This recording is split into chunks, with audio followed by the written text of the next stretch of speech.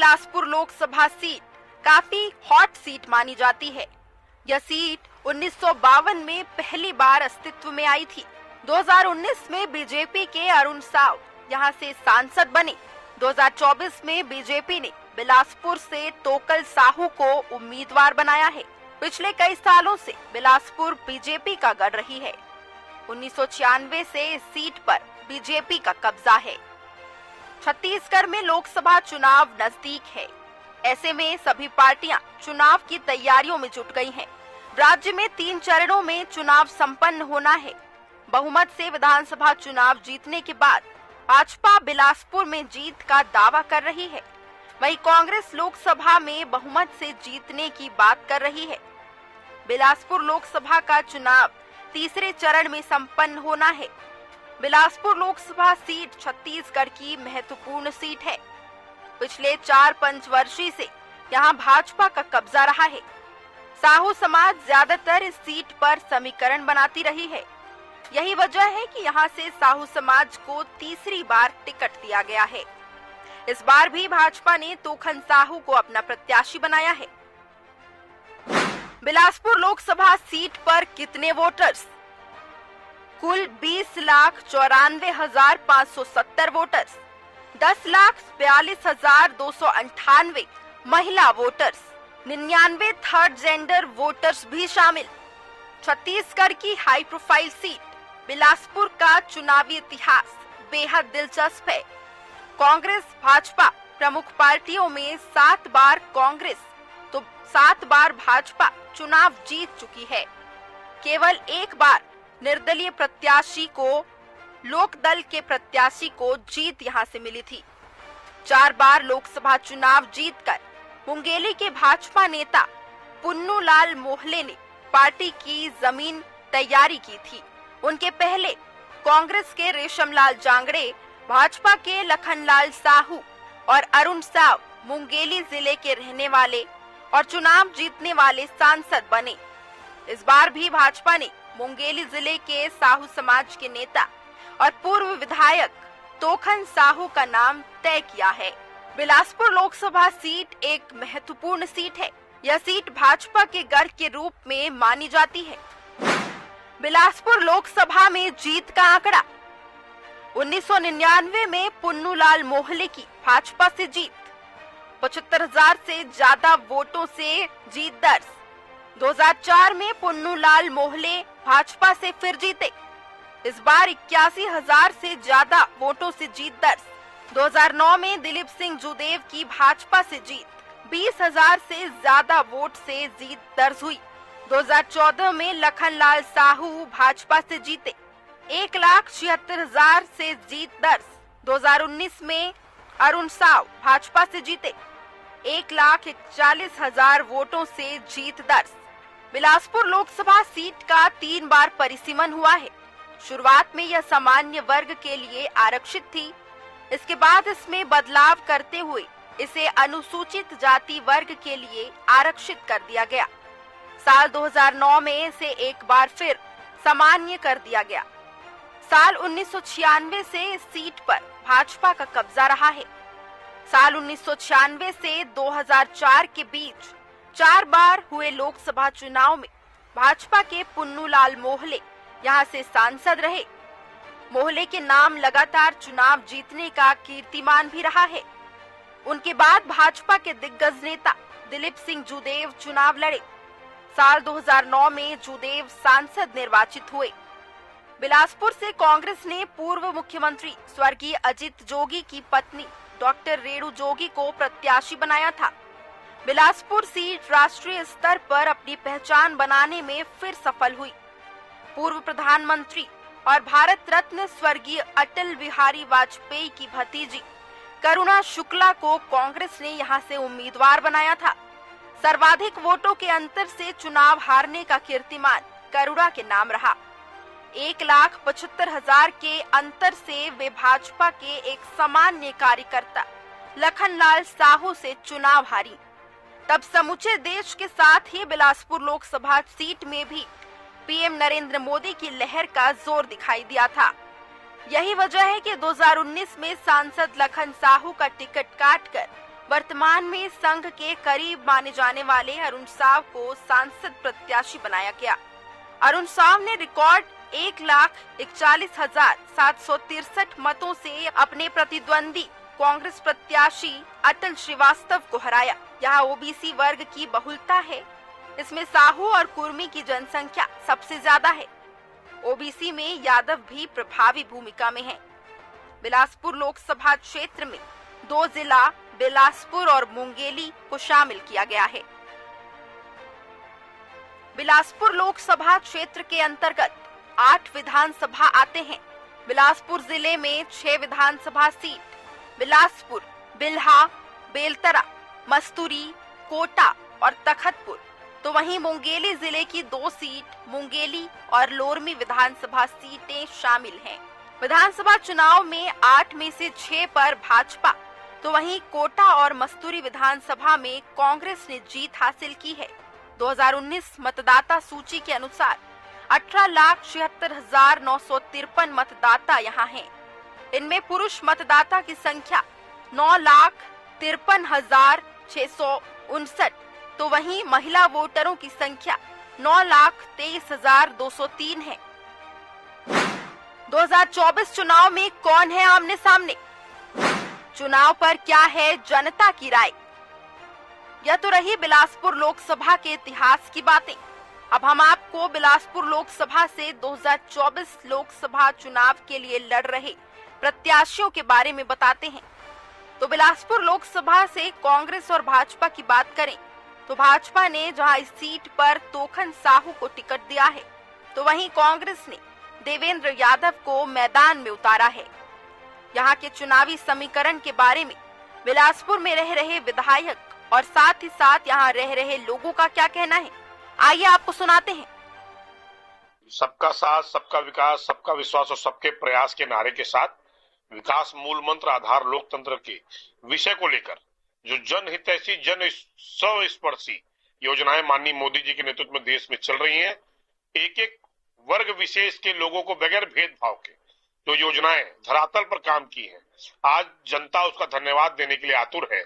और आने वाले समय में इस बार 400 पार के नारे के साथ मोदी जी पर विश्वास करने को जनता आमादा है। और मैं आपके माध्यम से स्पष्ट कर दूं कि प्रभु श्री राम 550 साल की सांस्कृतिक गुलामी के बाद वापस पुनः ठाठ में प्रवेश किए हैं विग्रह स्वरूप में। तो आज जनता ने राम जी को लाने का जो पुराना जनादेश हमें दिया था वो हमने पूर्ति की है। अब देश राम राज्य की तरफ बढ़ रहा है। छत्तीसगढ़ में कांग्रेस ने 11 में से 6 उम्मीदवार घोषित किए हैं। 5 उम्मीदवारों का चयन सीसी के द्वारा किया जाना है और आज या कल में उन 5 उम्मीदवारों की घोषणा हो जाएगी। जिस तरह से कांग्रेस पूरे 11 लोकसभा में बहुत मजबूती के साथ लड़ने की तैयारी है, 6 उम्मीदवार बहुत मजबूत उम्मीदवार कांग्रेस ने उतारे हैं, उसी तरह से 5 भी मजबूत उम्मीदवार उतारने की तैयारी है।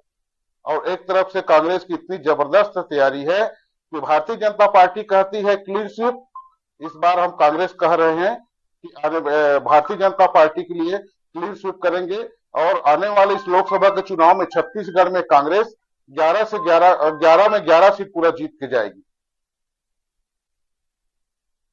मुद्दों की बात तो मुद्दा तो बहुत है। 3 माह के बीजेपी के कार्यकाल की असफलता सबसे बड़ी मुद्दा होगी। पूर्ववर्ती कांग्रेस सरकार ने जनता के लिए जो काम किया वो उस मुद्दे को हम लेकर के जाएंगे। केंद्र में हमारे एनडीए के साथी लोग और राहुल जी ने जो घोषणा पत्र किए हैं, 5 घोषणा पत्र किए हैं, वो उसको लेके हम जनता के बीच जाएंगे। और आप देखिएगा कि इस बार लोकसभा में छत्तीसगढ़ में बहुत ही अप्रत्याशित परिणाम आने वाला है और लोग चौंकेंगे कि किस तरह से भारतीय जनता पार्टी ने भी कांग्रेस को विधानसभा में निश्चित रूप से हमें हार का सामना करना पड़ा, पर लोकसभा में भारतीय जनता पार्टी को हार का सामना करना पड़ा क्योंकि ये झूठ की सरकार धोखे से झूठ बोल के विधानसभा में आ गई है और वो लोकसभा में छत्तीसगढ़ की जनता उसे बदला लेने के तैयार है और कांग्रेस को पूरा 11 से 11 सीट जिताने को तैयार है। हमारी पार्टी ने पूरे हिंदुस्तान में जो 5 गारंटी नारी शक्ति सम्मान में प्रत्येक गरीब महिलाओं जो हैं उनको 1 लाख रुपए सालाना, आशा आंगनबाड़ी में कार्यकर्ता, आशा वर्कर, मिड डे मील जो मध्याह्न भोजन का संचालन कर रहे हैं, जो केंद्र सरकार की राशि है उसको दोगुना करने का प्रयास, और प्रत्येक ग्राम पंचायतों में महिलाओं की नियुक्ति का, और जो हमारे किसान जिस तरह हमने 2009 में जब हमारी सरकार केंद्र में कांग्रेस की बनी तो 80,000 करोड़ रुपए पूरे भारत देश में माफ हुआ। ऐतिहासिक है। आने वाले समय में फिर हमारी सरकार आएगी तो निश्चित ही किसानों का कर्जा माफी की बात है। हमारे माननीय राहुल गांधी, हमारे राष्ट्रीय अध्यक्ष खड़गे जी, हमारे प्रदेश अध्यक्ष माननीय दीपक बैज जी, ये सभी बातों को लेके हम लोग चुनाव प्रचार में जाएंगे। और केंद्र सरकार की जो मोदी सरकार की विफलता, चाहे महंगाई हो, चाहे बेरोजगारी तो ठगी की बात हो, कई अन्य मुद्दे हैं जिनमें केंद्र सरकार की विफलता आप देख रहे हैं कि जो ट्रेन का परिचालन, हाई कोर्ट ने भी उसको संज्ञान में लिया है कि ये बार बार यात्री ट्रेन क्यों रद्द की जा रही है। तो ये स्थानीय मुद्दा है और हमारे छत्तीसगढ़ का निश्चित ही इस मुद्दे को लेकर जनता के बीच जाएंगे, जनता को बताएंगे कि ये एक हमारी जो है सरकार कांग्रेस के आने से हमको, चाहे वो रेल की बात हो, चाहे मजदूरों की बात हो, चाहे हमारे गरीब परिवार महिलाओं की सम्मान की बात हो, और प्रत्येक नियुक्ति में हमारी सरकार अगर केंद्र में कांग्रेस की सरकार बनती है तो महिलाओं की जो सरकारी वैकेंसियां में तो उनमें 50% महिलाओं को नियुक्ति दी जाएगी। भाजपा कह रही है कि पूरा छत्तीसगढ़ में 11 सीट वो भाजपा जीतने वाली है। भाजपा, आप लोग देखे हैं कि अभी जो सरकार राज्य में भाजपा की है, आपको छोटा सा उदाहरण बताना चाहूंगा। महतारी वंदन योजना, जो हम महिलाओं को पेंशन जो सरकार पूर्ववर्ती सरकार माननीय भूपेश बघेल जी ने 350 से 500 रुपए की है, तो उनका जो अधिकार है 1000 प्लस 500 जो उसका पेंशन है उनको 1500 मिलना चाहिए। उनको ठगा जा रहा है, उनको सिर्फ 1000 की। और बहुत सारे अभी हमारे महिला जो है महतारी वंदन से वंचित है। ये सब मुद्दा है, लेके जाएंगे। अभी आपका आवास के बारे में बता रहे हैं, आवास स्वीकृत हो गया है, अभी तक आवास का किसी के खाते में पैसा नहीं गया है। जो हमारी पूर्ववर्ती सरकार हमारे भूपेश बघेल जी ने जो 25,000 डाला तो वही बस खाता में पैसा है। छत्तीसगढ़ में भारतीय जनता पार्टी के पास आज के समय में जो सबसे बड़ा चेहरा है वो नरेंद्र मोदी जी का है। और रही बात मुकाबले की, तो भारतीय जनता पार्टी के सामने आज कोई मुकाबला में कोई खड़ा ही नहीं है। और रही कांग्रेस की, तो कांग्रेस को मुकाबले में कहीं दिखाई नहीं दे रहा है। छत्तीसगढ़ में पूरे 11 के 11 सीट हम जीतेंगे और लोग बेसब्री से 4 जून का इंतजार कर रहे हैं कि 4 जून को कितने अधिक से अधिक सांसद जीत करके आते हैं। और